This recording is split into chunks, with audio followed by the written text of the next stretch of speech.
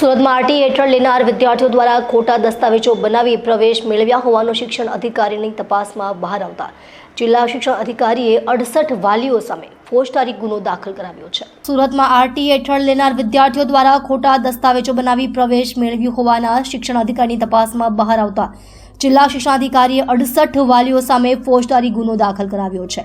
રાજ્ય સરકાર દ્વારા બાળકોને મફત અને ફરજિયાત શિક્ષણનો અધિકાર માટે રાઇટ ટુ એજ્યુકેશન એક્ટ કાયદો બનાવવામાં આવ્યો હતો। આ કાયદા હેઠળ 6 થી 14 વર્ષના બાળકો માટે ખાનગી શાળાઓમાં સરકારે નક્કી કરેલા અમુક બેઠકો પર વિદ્યાર્થીઓને અનામતનો લાભ આપવાનું નક્કી કરવામાં આવ્યું હતું।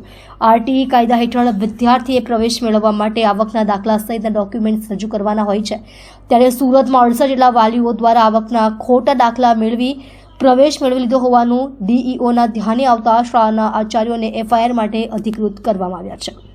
આરટી અંતર્ગત ખાનગી શાળાની અંદર 25% પ્રવેશ આપવા માટેની જે જોગવાઈ છે, જે અંતર્ગત જે વાલીઓએ આવકના ખોટા પુરાવાઓ રજૂ કરી અને પ્રવેશ મેળવેલ છે તે વાલી વિરુદ્ધમાં પોલીસ ફરિયાદ દાખલ કરવા માટે શાળાના આચાર્યને અધિકૃત કરવામાં આવ્યા છે। હાલ 100 જેટલા એડમિશન કચેરી દ્વારા રદ કરવામાં આવ્યા છે।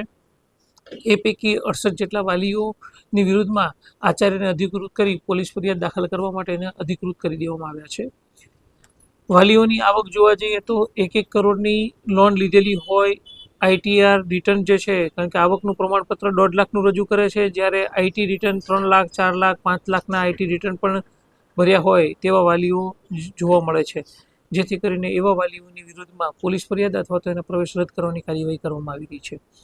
આ વાલીઓના પ્રવેશ વર્ષ 2024-25 પૂર્ણ થયે વિદ્યાર્થીઓના પ્રવેશ રદ થશે। આરટી અંતર્ગત વાલી છે તો એ જ શાળાની અંદર પ્રવેશ ચાલુ રાખી શકશે ફી દઈને, અથવા તો અન્ય શાળાની અંદર આ વાલીઓ પોતાના બાળકનું એલસી લઈ અને પ્રવેશ મેળવી શકશે।